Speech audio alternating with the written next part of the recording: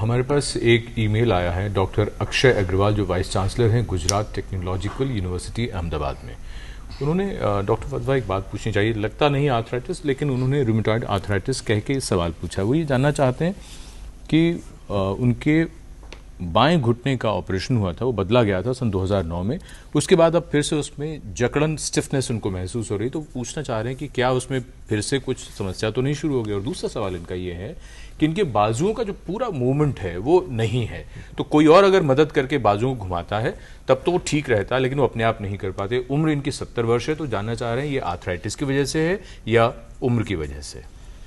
इसमें दो चीज़ें जाननी ज़रूरी हैं कि जब जो लोग जॉइंट रिप्लेसमेंट सर्जरी कराते हैं जी, उसके बाद भी रिहेबिलिटेशन का इम्पॉर्टेंट रोल रहता है। और कई बारी जॉइंट रिप्लेसमेंट अगर पूर्णतः सफल ना हुआ हो जी, तो उसमें कुछ समय के बाद कुछ प्रॉब्लम्स आ सकती हैं। और ये जो इनकी पहली प्रॉब्लम है, जिनमें इन्होंने घुटना रिप्लेस कराया और 2009 में और अब 2013 में उनको कुछ समस्या हो रही है, तो बेहतर होगा जिन सर्जन ने उनका जॉइंट रिप्लेस किया है उनसे परामर्श करें और वो जांच के बताएंगे कि क्या कारण हो सकता है। आमतौर पे जो जॉइंट रिप्लेस किए जाते हैं उनकी 15 साल के लगभग, 20 साल के लगभग लाइफ होती है और ये 70 साल के ऑलरेडी हैं जी, तो इसमें ये immediately replacement of that replace joint जरूरत नहीं पड़ेगी शायद, लेकिन उनको उस सर्जन से कंसल्ट करना चाहिए। जहां तक शोल्डर्स की रेस्ट्रिक्शन ऑफ मूवमेंट का सवाल है, उसके कई कारण होते हैं और ये आर्थराइटिस नहीं हो सकती, आर्थराइटिस हो भी सकती है। आमतौर पे इस तरीके के इन्वॉल्वमेंट जिसमें शोल्डर स्टिफ हैं और अगर व्यक्ति को डायबिटीज हो तो पेरी आर्थराइटिस की एक संभावना होती है, जिसको आम भाषा में फ्रोजन शोल्डर कहा जा सकता है। और ये कुछ हफ्तों में आसानी से प्रॉपर एक्सरसाइजेस के द्वारा रिलीव की जा सकती है। जी डॉक्टर उमा कुमार, हाँ मैं ये ऐड करना चाहती थी, कभी कभी होता है जब रिप्लेसमेंट हो रहा होता है तो जॉइंट के अराउंड एक झिल्ली होती है जिसे साइनोवियम कहते हैं, तो वो अगर साइनोवियम थोड़ी सी भी रह गई है तो उसमें दोबारा से इन्फ्लेमेशन हो सकता है और सूजन आ सकती है, फ्लूइड भर सकता है जॉइंट में। तो अगर रूमेटॉइड आर्थराइटिस है तो ये भी एक वजह हो सकती है कि वो डिजीज एक्टिव हो।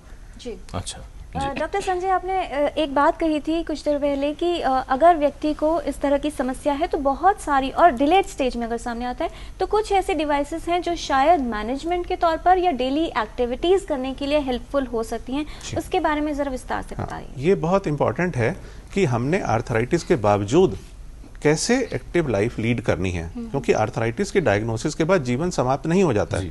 Arthritis is not a death sentence और a full stop. One should know how to lead a healthy active life in spite of arthritis. तो उसमें बहुत सारी डिवाइसेस ऐसी हैं जो हमारी रोजमर्रा की जिंदगी में हमारी जीवन को सरल बना सकती हैं। जैसे हमें अगर कहीं कुर्सी से बैठ के उठना है तो एक बुनियादी सवाल ये है कि हम किस जोड़ के ऊपर वेट डालें तो हम उठें। तो उसमें अगर हमारे पास चॉइस है तो हम बड़े जॉइंट के ऊपर लोड बियरिंग करें ताकि छोटे जॉइंटों को रिलीफ मिले। आप बाजू के ऊपर या हथेली के ऊपर वजन डाल के उठ सकते हैं बजाय उंगलियां मोड़ के नकल्स के ऊपर वेट डालने के। ऐसे ही आपने अगर कोई किताब पढ़नी है तो उसको सही ढंग से आप होल्ड कीजिए ताकि उंगलियों के जोड़ों पर स्ट्रेन ना पड़े। आपने सिंपल कप उठाना है, आर्थराइटिस के रोगियों में जिनमें हाथ के जोड़ों में असर हुआ हो उसमें अच्छा रहता है अगर डबल हैंडल वाले कप या इस तरीके के आमतौर पे यूज होने वाले साधन इस्तेमाल किए जाएं। जी। बाथरूम में है तो टॉयलेट सीट थोड़ी ऊंची हो, ग्रैब बार्स हो ताकि उठने में आसानी हो। टॉयलेट में हम तस्वीर देख रहे हैं, कलम में पर भी किसी ने लिखना है, लिखने का काम है तो उसके लिए बहुत ज्यादा टाइट ग्रिप थोड़े से एरिया में ना हो। इसमें टूथब्रश होल्ड करना है, उसके लिए अगर थोड़ा सा मोटा हैंडल हो तो हाथ की उंगलियों के जोड़ों पर स्ट्रेन कम पड़ेगा, आप आराम से ब्रशिंग कर सकते हैं। अगले चित्र में जैसे मैंने अभी कहा था कि एक मग है, उसके दोनों तरफ हैंडल हैं, उसको उठाना और पकड़ना ज्यादा सरल है बजाय सिंगल हैंडल साइड के। उससे अगर उस हाथ में आर्थराइटिस है तो जोड़ों पर स्ट्रेन पड़ सकता है। अगले चित्र में हम देख रहे हैं जब टांग के जोड़ों पर आर्थराइटिस होती है तो उसमें अफेक्टेड जॉइंट को वेट रिलीफ कराना जरूरी है और उसमें वॉकिंग स्टिक एक बहुत इंपॉर्टेंट डिवाइस है। हमारे शरीर का लगभग 25% वेट रिलीव हो सकता है। इसमें आर्थराइटिस के रोगी को जॉइंट्स को प्रोटेक्ट करने के लिए और डिफॉर्मिटीज रोकने के लिए हैंड स्प्लिंट दिया गया है। ये भी एक बहुत यूजफुल चीज है अगर सही तरह से उसको डिजाइन किया जाए। इसमें उंगली के जोड़ में डिफॉर्मिटी रोकने के लिए या रिवर्स करने के लिए एक फिंगर स्प्लिंट है, क्योंकि आर्थराइटिस में, खासतौर से इन्फ्लेमेटरी आर्थराइटिस में, उंगली के जोड़ों पर असर होता है। तो ये कुछ चीजें हैं जिनका अगर सही चुनाव किया जाए और सही समय पर उसको इंट्रोड्यूस किया जाए तो मरीज अपनी activities of daily living perform करता रह सकता है। ये बड़ी महत्वपूर्ण जानकारी थी। डॉक्टर उमा कुमार, हम आपसे प्रिवेंशन यानी रोकथाम और बचाव के बारे में अगर बात करें, सबसे पहले तो यही सवाल, हमारे पास बहुत लोगों के लगातार ईमेल्स हमारे दर्शक भेज रहे हैं जिन्हें जाहिर सी बात हम कार्यक्रम में शामिल नहीं कर पाएंगे, लेकिन वो सब आप लोगों के पास हम भेज देंगे और फिर आप उनको जवाब दीजिएगा।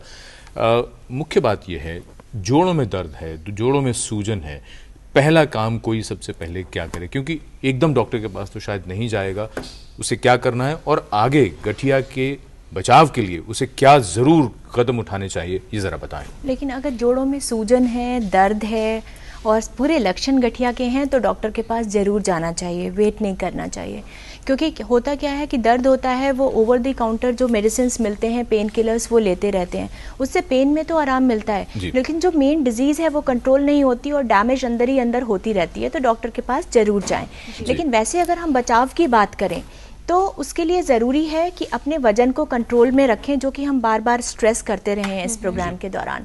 अपनी डाइट ठीक रखें, क्योंकि शरीर में कुछ डेफिशिएंसीज भी हो जाते हैं, जैसे कि कैल्शियम की डेफिशिएंसी, विटामिन डी की डेफिशिएंसी, और पेन्स एंड एक्स शुरू हो जाते हैं बॉडी में, तो वो ध्यान रखना बहुत ज़रूरी है। एक्टिव रहें, एक्सरसाइज करते रहें, जिससे कि आपकी मोबिलिटी बनी रहे, वो ज़रूरी है। और दूसरा जो एक एस्पेक्ट है वो बहुत इंपॉर्टेंट है, मैं कहना चाहूँगी, अगर किसी को आर्थराइटिस है, डॉक्टर से अर्ली कांटेक्ट करें, रूमेटोलॉजिस्ट से कांटेक्ट करें, जिससे कि आपको दूसरे स्पेशलिस्ट की ज़रूरत ही ना पड़े। ये एक बड़ी महत्वपूर्ण बात है, क्योंकि अगर जोड़ों में कोई भी तकलीफ यानी जैसे सूजन, बुखार है, इस तरह की कोई भी लक्षण आ रहे हैं जो एक हफ्ते से भी अधिक हैं, तो तुरंत आपको डॉक्टर के पास जाना है, बैठना नहीं घर पर। फिलहाल हैदराबाद से हमारे दर्शक हैं एस पाणिग्रही, आप सवाल पूछ सकते हैं पाणिग्रही साहब। My wife is 42 years old. Okay. और उनको आर्थराइटिस का प्रॉब्लम है। कब से? ये कुछ 3 साल से सर। अच्छा जी, बताइए। तो उनको एक्चुअली एक डॉक्टर से भी सलाह लिए थे, और सलाह लेने के बाद उन्होंने डायसेरिन और ग्लूकोसामिन कॉम्बिनेशन के कुछ मेडिसिन खाने के लिए बोले थे जी, और वो काफी दिन उसको यूज किए थे। और एक ये जो कैलमैक डी टैबलेट्स भी खाने के लिए बोले थे जी हाँ। तो वो खाने के बाद उनको काफी एसिडिटी की प्रॉब्लम डेवलप हुई जी, और उनका जो खाना पीना बहुत कम हो गया और हमेशा एसिडिटी से परेशान रहे जी, इसीलिए उनको वो मेडिसिन डिसकंटिन्यू करना पड़ा। अभी उनका जो घुटनों में दर्द है और स्वेलिंग है जी, और वो स्वेलिंग की वजह से उनको अभी भी चलना फिरने के लिए प्रॉब्लम हो रही है। थोड़े से एक्सरसाइज और फिजियोथेरेपी के एक्सरसाइज कर रहे हैं जी हाँ।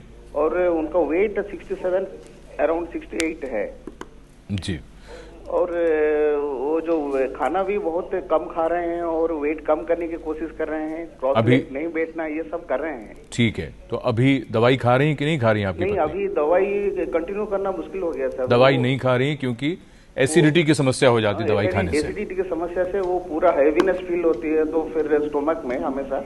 ठीक है, डॉक्टर उमा कुमार आपके सवाल का जवाब दे रही हैं जी। उनके और जोड़ों में भी परेशानी है, हाथ के जोड़ों में भी दर्द रहता है? नहीं, हाथ के जोड़ों में नहीं है सर मैडम, वो एक्चुअली घुटनों में ही ज्यादा, दोनों घुटनों में प्रॉब्लम है। कमर की परेशानी है? कमर में नीचे दर्द होता है? नहीं है मैडम।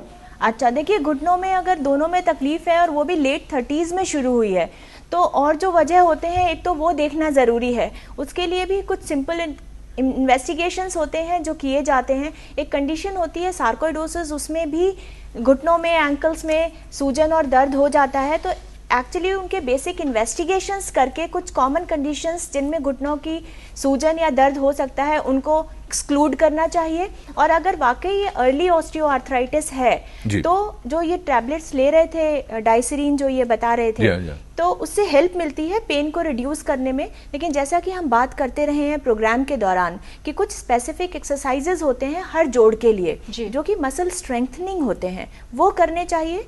और उसके अलावा जो कुछ लाइफस्टाइल चेंजेस, जैसे वेट लॉस करें, ये अगर 68 वेट है तो वो ज़्यादा भी हो सकता है, इनकी हाइट और स्ट्रक्चर के लिए, और उसके अलावा कुछ पोस्चर्स अवॉइड करने हैं, जैसे आलती पालती मार के नहीं बैठना, स्क्वाटिंग नहीं बैठना, तो ये सारे प्रिकॉशंस लें। एक और जो बात, इनको एसिडिटी की समस्या है जिसकी वजह से दवाई नहीं खा रही, तो एसिडिटी की समस्या तो मैनेज की जा सकती है, उसका तो ये इतनी बड़ी समस्या नहीं होनी चाहिए। बिल्कुल नहीं होनी चाहिए, और उसमें ये कर सकते हैं कि एक अल्ट्रासाउंड करा लेना चाहिए। अच्छा। क्योंकि गॉल ब्लैडर की प्रॉब्लम फीमेल्स में बहुत कॉमनली मिलती तो है, उसकी वजह से एसिडिटी की वजह से भी एसिडिटी हो सकती है जी। और बिना समय गंवाए हुए शुरू करते हैं रैपिड फायर, यानी छोटे छोटे सवाल और बहुत ही छोटे छोटे जवाब।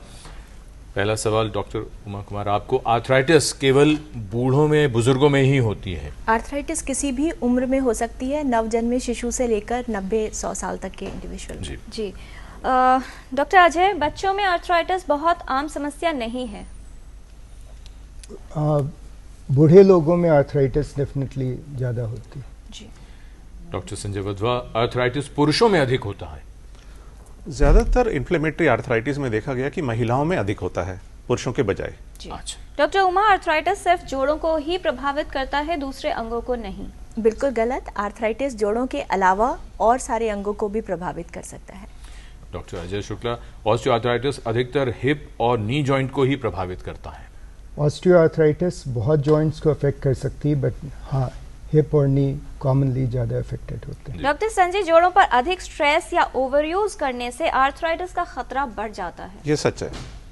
डॉक्टर उमा, रूमेटॉइड आर्थराइटिस आनुवंशिक यानी हेरिडिटरी रोग है? एब्सोल्युटली इनकरेक्ट, ये बिल्कुल भी हेरिडिटरी नहीं है जी। डॉक्टर अजय, आर्थराइटिस की पहचान के लिए एक्सरे, एमआरआई और इमेजिंग की सभी जांच करवाना आवश्यक है? पहचान के लिए बहुत आवश्यक नहीं है। डॉक्टर संजय, लंबे समय तक चलने वाला जोड़ों का दर्द या सूजन या जकड़न आर्थराइटिस ही है? उसकी संभावना बहुत ज्यादा है।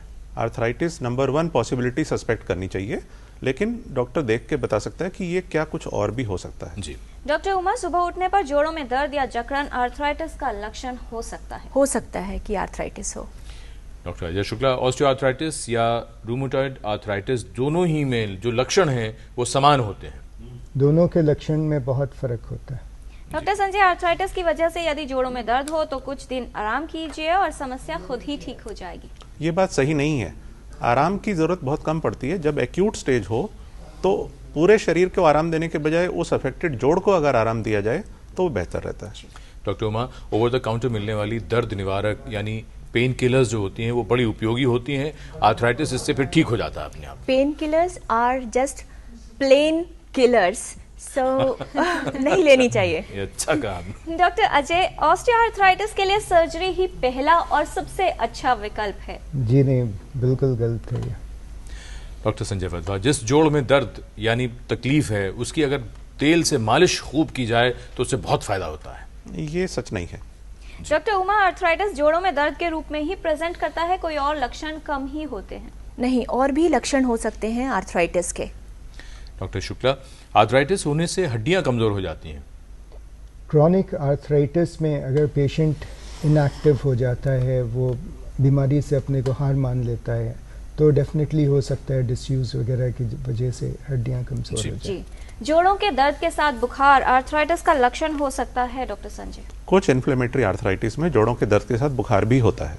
डॉक्टर उमा, बड़ा महत्वपूर्ण सवाल बहुत से लोग जानना चाह रहे होंगे, मूली, चावल, दही, केला खाने से आर्थराइटिस रोग का जो असर है वो बढ़ जाता है? किसी भी चीज को खाने से आर्थराइटिस बिल्कुल नहीं बढ़ती, लेकिन हाँ, गाउटी आर्थराइटिस जो होती है उसमें थोड़ा सा हम डाइट मॉडिफिकेशन जरूर एडवाइस करते हैं। डॉक्टर अजय शुक्ला, मौसम में बदलाव, सर्दी बरसात के मौसम में आर्थराइटिस रोगी को दर्द की समस्या बढ़ जाती है? हाँ, ऐसा देखा जाता है।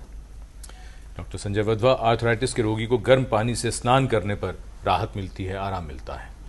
कुछ आराम मिल सकता है क्रॉनिक आर्थराइटिस की स्टेज में, लेकिन एक्यूट स्टेज में गर्म पानी का सेक नहीं करना चाहिए, ना उससे नहाना चाहिए। जी, बहुत सारी जानकारी आप लोगों ने दी है। इस तमाम जानकारी के लिए धन्यवाद देना चाहेंगे doctor Sanjay Wadhwa, doctor Ajay Shukla, doctor Uma Kumar, आप सभी का।